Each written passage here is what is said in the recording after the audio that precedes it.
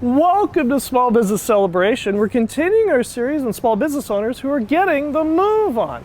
And our guest this week, well, he has a very successful tile removal business that has led to the moss of a cigar business.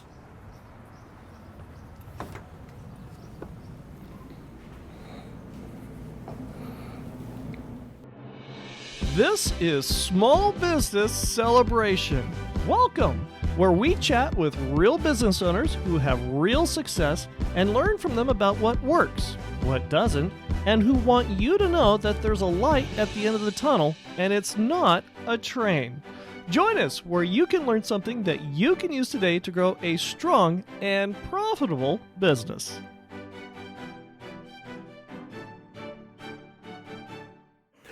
Welcome to Small Business Celebration, and our guest this week is Chris Mortensen with Dust-Free Tile Removal and Cigar Fino. Welcome to Small Business Celebration.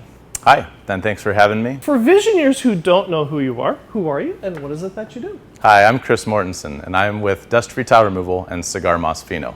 If you're watching this on YouTube, you may notice it's kind of dark here. And the reason is because we're here in a cigar lounge. And Chris, explain to us, for those of us that are listening to Small Business Celebration, describe where we are and describe this really neat business that we're in.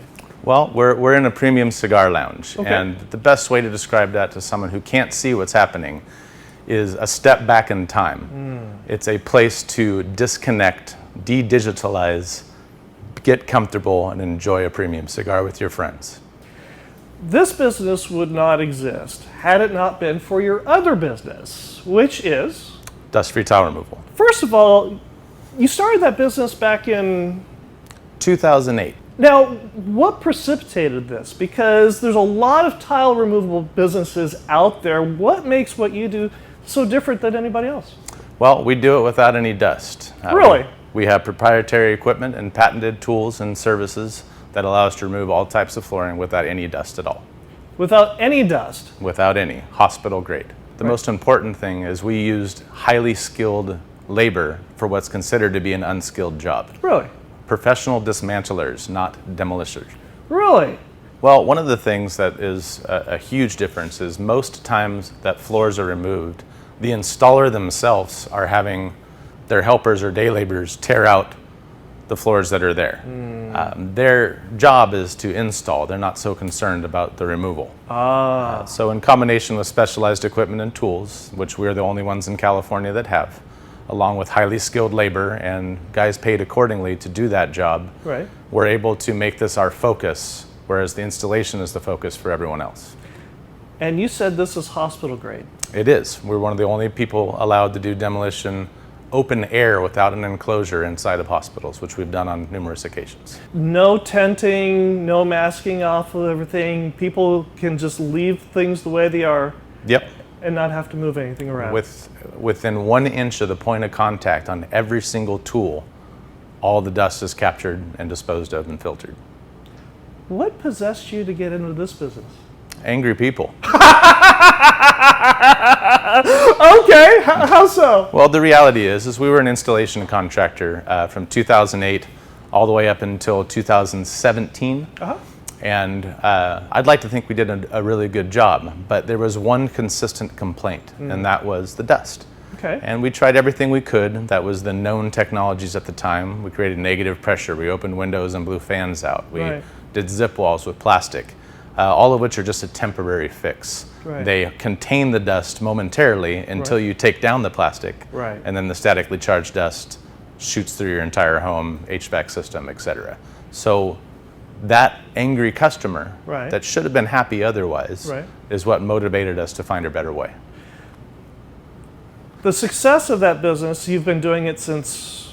We shifted full-time to dustless removal of flooring in 2017-18, and we were quickly able to walk away from installations because of its success.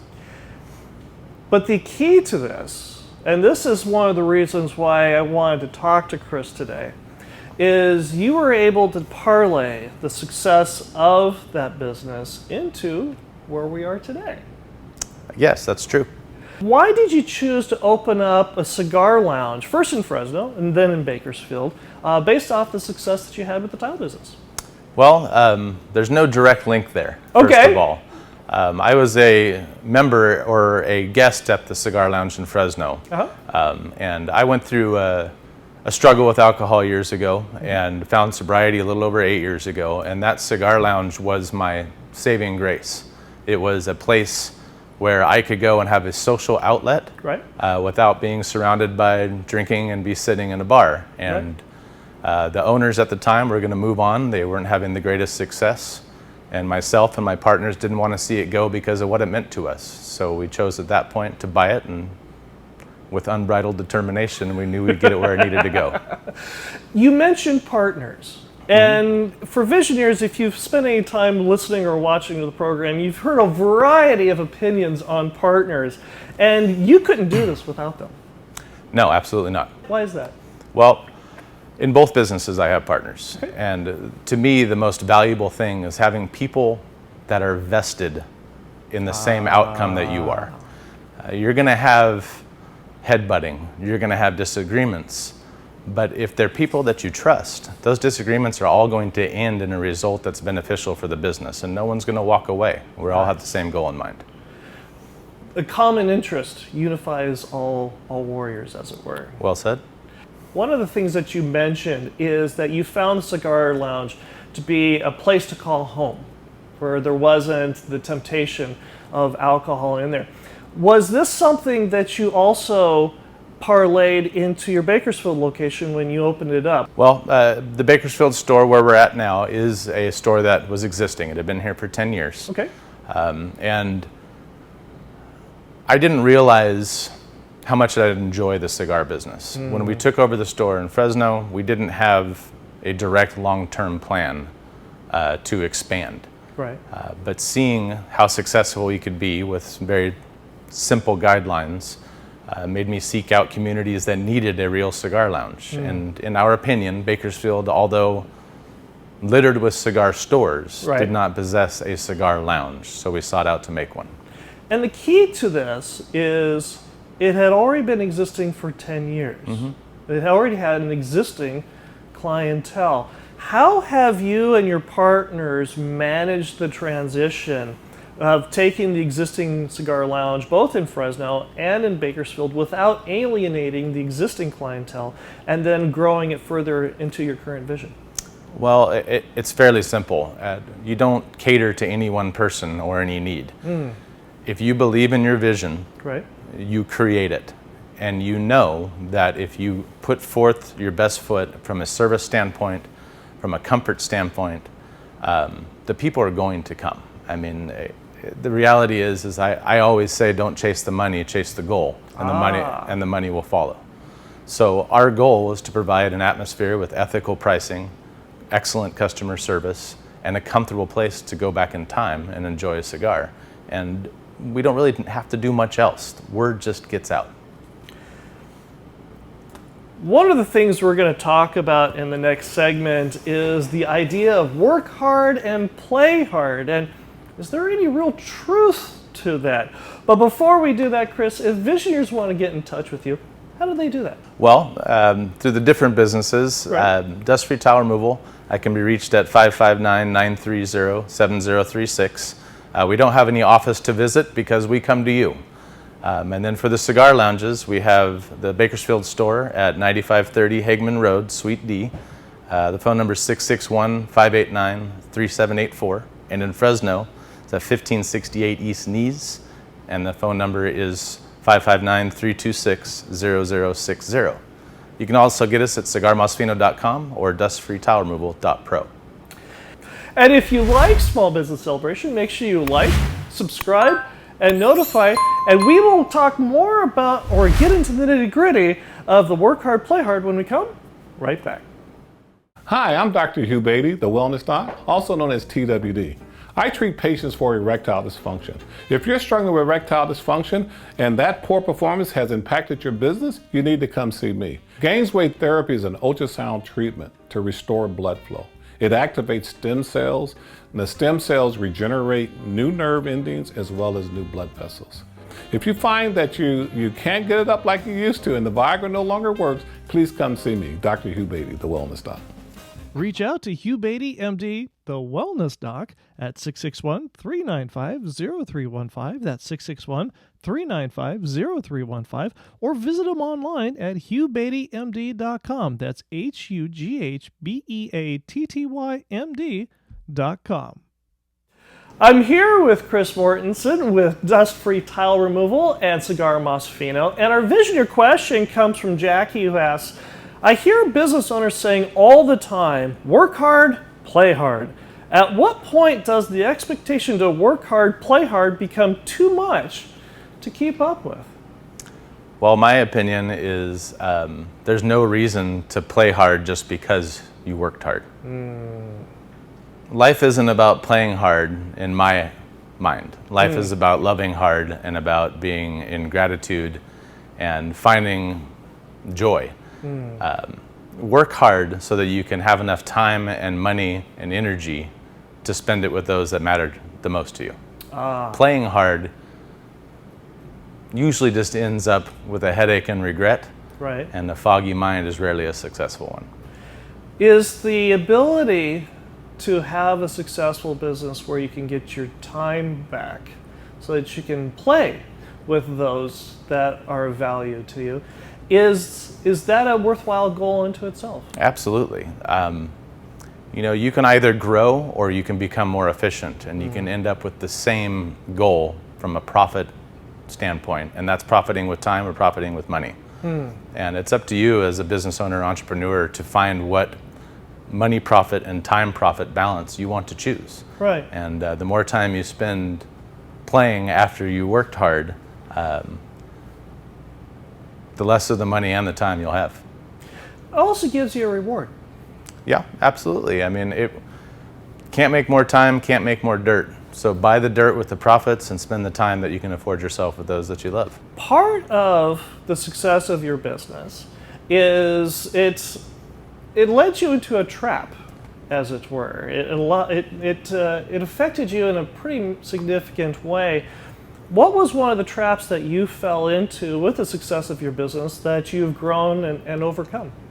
Well, especially in the construction industry, that idea of work hard, play hard is very prevalent, and it's almost a challenge of masculinity to see who could keep going all evening, all night, and still make it to the site in the morning. You're talking about drinking. Yeah, it's like a badge of honor, and being a business owner, you get to choose when you come and go from work, and sometimes that freedom can be detrimental. What was the point that you discovered that you had a problem? I just didn't like myself anymore, plain and simple. Okay. I got raised by the most amazing parents in the world. I've had every opportunity in life. I'm educated, and I still found a way to screw it all up and not really care too much about myself or for myself. Right. And I knew I had better in store. When you discovered that you had a problem, and for a lot of us in society, me included, we have certain perceptions of what an alcoholic is. Well, that's a very long story. Right. A very, very long story. But I would say when I decided to change the direction of my life, I immediately was immersed in a group of people that had all the things I wanted, which was a clear mind, the respect of their family and their friends, the love of a bride, the adoration of children. I didn't have any of those things. And having a clear mind to see those and realize what I was missing is a very, very motivating factor. How have you used your success to help others? I would like to think by example. I'm a big believer in walking the walk, not being anonymous, and wearing it as a badge of honor, and hoping that other people that might be struggling a little bit say, I want what he's got, and then either ask for help getting it or try to strive to get it on their own. Because one of the things that I've noticed in the little bit of time that we've shared with each other is that you like to go for it, whatever that it is. What are some of the things that you have done to help encourage others to go for it and be able to throw the dart and hit the bullseye?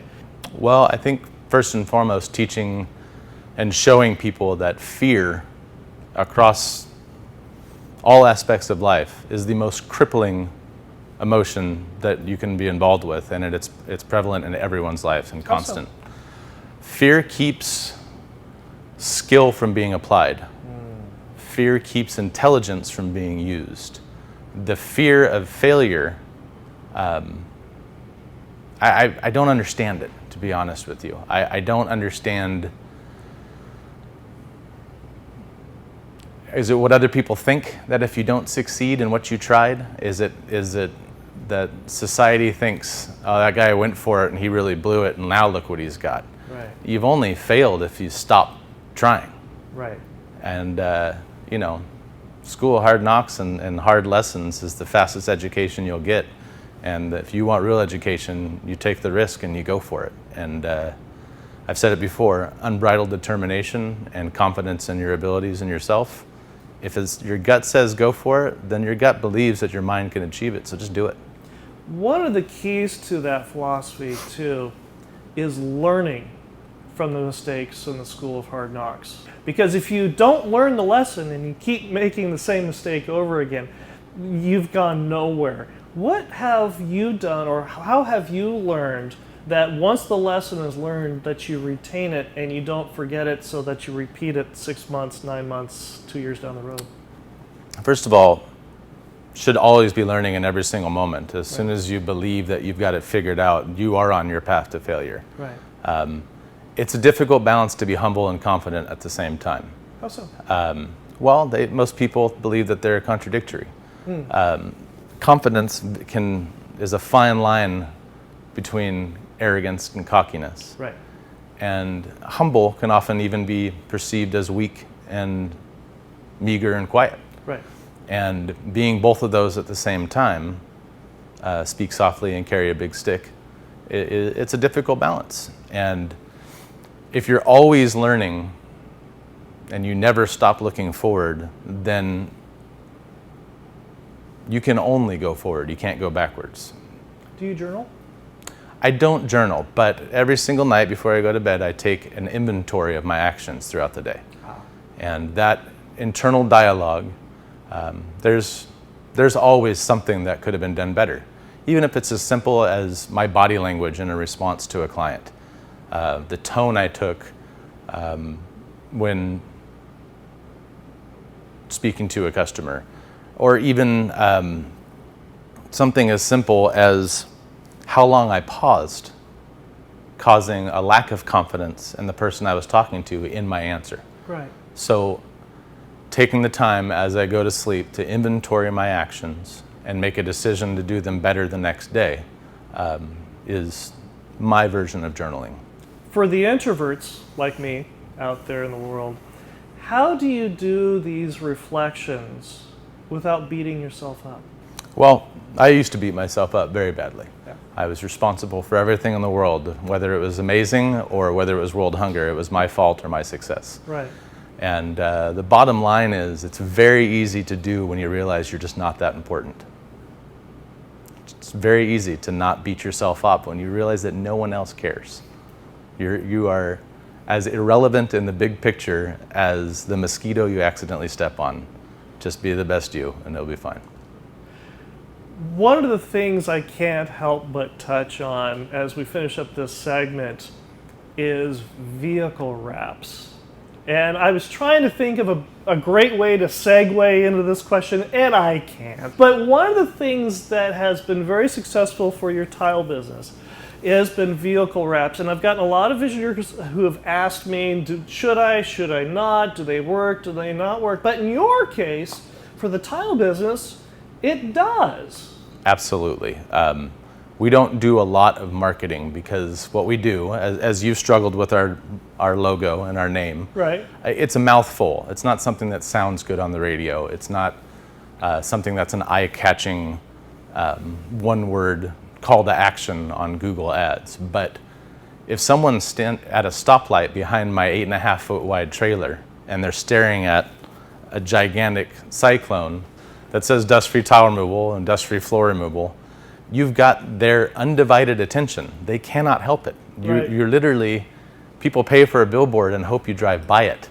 Right. I pay for a billboard and they're forced to read it. It is the best dollar spent for marketing, period. You just can't have too much information. Does this work for the cigar shops? It doesn't, and the reason it doesn't is that the cigar shops use branding in a different way. Oh, how so? This is a business that creates a club atmosphere. People want to be associated with it. They're proud to be part of this. Their best friends hang out here. Right. So the same idea is we're just people wrapping. We're not vehicle wrapping. Right. So we spend a strong amount of money on very high quality hats, very high quality t-shirts, Yeti tumblers with the logos on them, the stuff that you would think is a no-brainer to do, but don't just get the one that's $9. Get the $30 hat that the guy wears every single place he goes because it's an awesome hat. Right.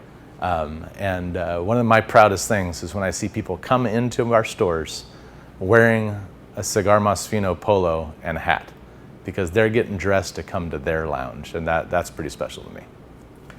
When we come back, we are going to talk about the evil R word. And Chris has been in business long enough to go through a couple ones, including when he first started his business back in 2008 when there was a big recession going on, which we'll talk more about when we come right back.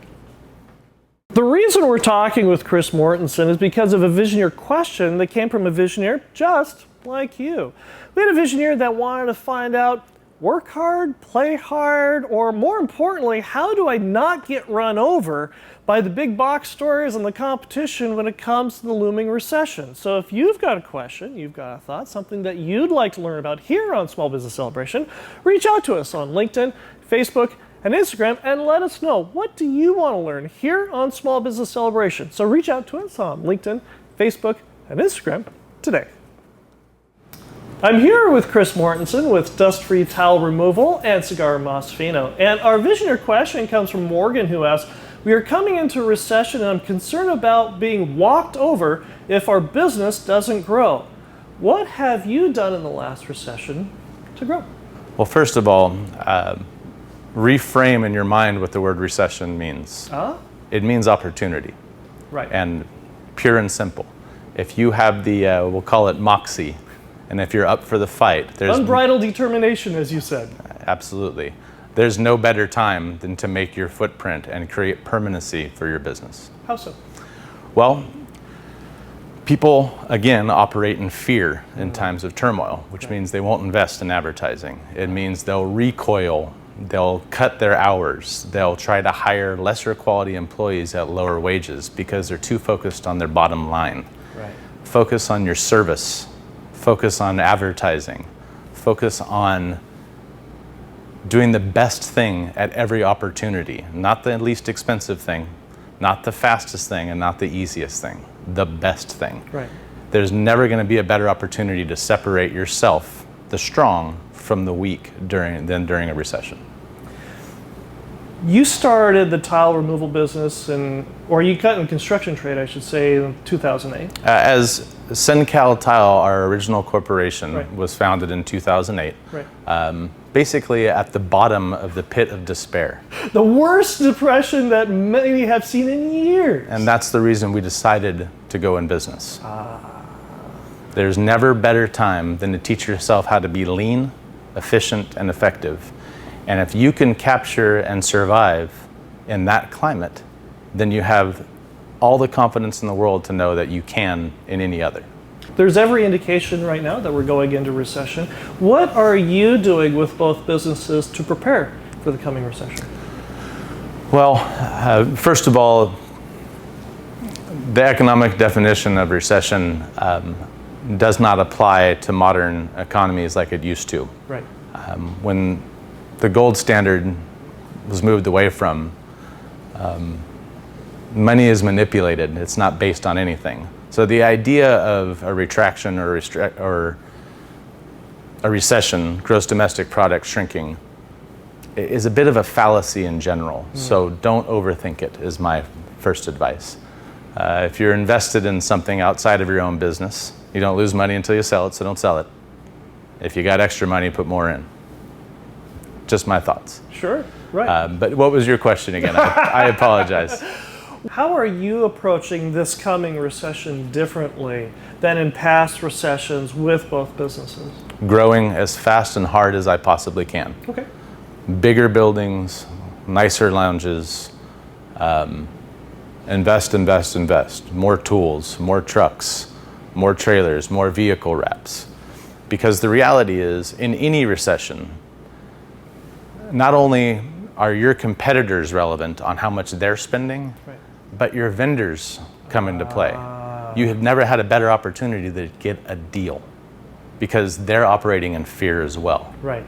So during this time of turmoil, the strong and fearless rise to the top, and the weak tend to weed themselves out of business in general.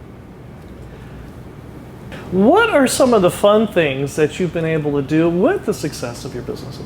Just recently able to buy what will be our dream home. Okay. Much to the chagrin of my wife at times. I love classic cars, Right. modern classic cars. What kind? Even everything from pre-war Cadillacs and Duesenbergs all the way up to stuff into the 90s when I grew up and first started getting into cars. Right. Right now, I like a fairly inexpensive modern classic Mercedes from the 90s and 80s. Right. But I also have a 1950 two-ton dually GMC that I'm restoring. Nice. So spend time with loved ones, talk about and work on cars, and just be grateful. What has working on these classic cars and restoring them and getting them up and going, what has the process of doing that taught you that you've applied to your businesses? Patience. Patience. How so? Well, when you have a borderline sick obsession and love for cars, you want to drive them. Right. But often fixing one little thing so you can get it back on the road doesn't make the best financial sense. You've already got that portion of the car open. You should go ahead and restore this, this, and this. Right. So making the conscious choice to do something right instead of something rushed for an immediate payoff is a life lesson that is invaluable. One of the things you also mentioned is getting the ability to spend time with family, and you've got a young one coming along the way. I do. My first son is going to be born in early September. We're looking at. What's one of the things as a new father, as you're looking to the future, what's one of the overarching philosophies that you want to make sure that your son understands and prepares him for adulthood? To me, it's likely what truly matters in life. It's not money. It's not things. It's not possessions. It's not accolades. Right. It's feeling grateful for everything that you do have, feeling grateful for the people that you care about, and learning how to really enjoy what life has to offer. Live in the moment. Don't think too far into the future, and don't think 1 millisecond into the past. I think the reality is, if you believe in your business and you believe in yourself, and you take the opportunity to do the right thing every time it presents itself, you're going to be fine. Just put your head down and believe in it and make it the best it can be. If you have what I call ethical or moral fortitude written into your business plan, society will always be drawn to it. So just be good. Be good to people and do things right when you have the opportunity to. And everything will be fine. Don't chase the money, chase the goal, and the money will find you. What's one piece of a business advice that you have given others over and over and over again that nobody listens to? If you want to start a business, learn how to be poor and be grateful for it. How so? Because you're going to be if you're doing it right. You should be investing every single penny of profit that you don't need to eat for sometimes years. If you want long-term success, it has to come at short-term detriment. And that detriment needs to be to you, not to the business. If you don't have broad enough shoulders to carry that burden, then just work for somebody else, because that's where you need to be. Those of us that do have shoulders broad enough, don't be afraid to pile it all on. The earlier you pile it on, the sooner you'll be able to have time, freedom, and financial success. If you're not willing to live poor and you want to pay yourself right away, it's not going to last very long. If visionaries want to get in touch with you, how do they do that? You can email me at calitilechris@gmail.com. You can reach out through cigarmasfino.com. You can even call me at 559-930-7036. I like to tell people all the time that I'm in the business of being in business. People ask, what's next? I don't know. Be fluid. Follow opportunity as it presents itself. Don't put your roots down too deep, and be an entrepreneur. And if anyone wants to ask further questions, I'd be happy to share my thoughts, whether they're perceived as valuable or not. Well, Chris, this has been a privilege. Thank you very much for joining us here on Small Business Celebration. I really appreciate you coming on. Thanks so much for having me. And I'll be right back with my final thought. Hi, I'm Dr. Hugh Beatty, the Wellness Doc, also known as TWD. I treat patients for erectile dysfunction. If you're struggling with erectile dysfunction and that poor performance has impacted your business, you need to come see me. Gainsway therapy is an ultrasound treatment to restore blood flow. It activates stem cells, and the stem cells regenerate new nerve endings as well as new blood vessels.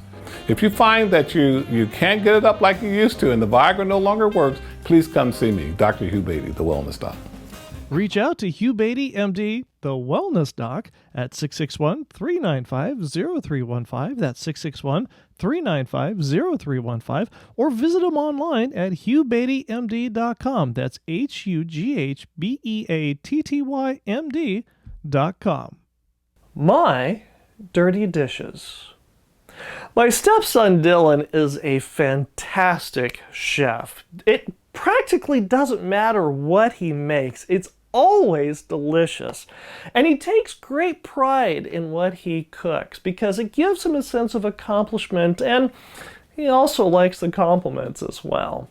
And we have a tradition in our house where if somebody cooks for you, we clean up. That's part of how we say thank you for preparing such a delicious meal. And conversely, if you cook dinner or cook a meal for yourself, well, you have to clean up your own dishes.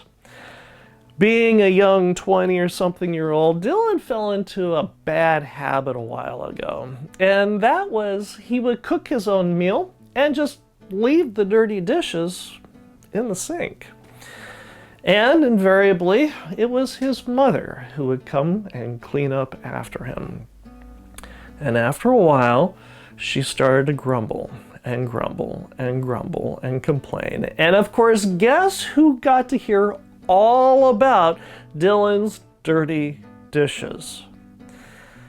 Well, she would scold him. She would tell him that you need to clean up after yourself, and she would berate him, and it would work for a day or two.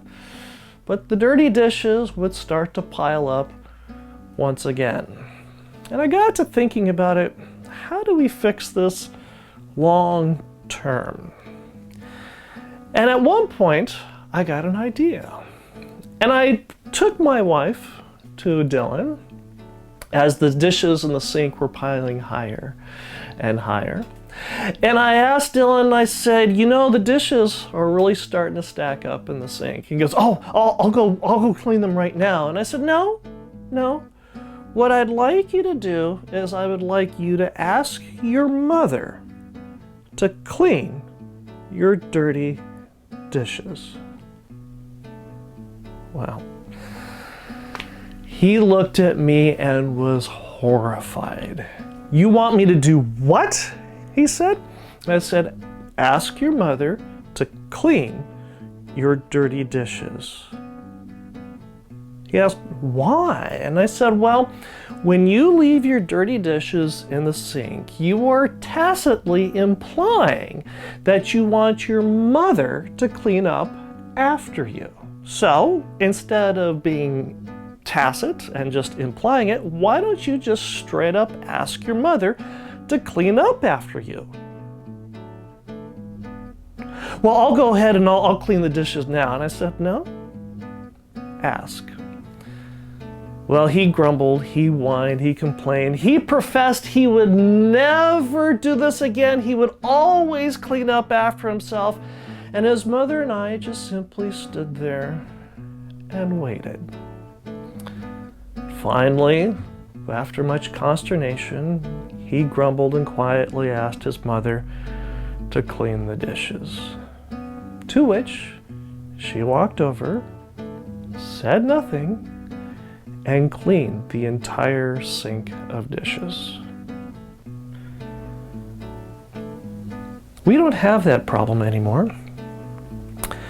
Now, there are times where it takes Dylan a little while to actually get to cleaning the dishes, but by the end of the day, yeah, those dishes are all cleaned and taken care of and put away.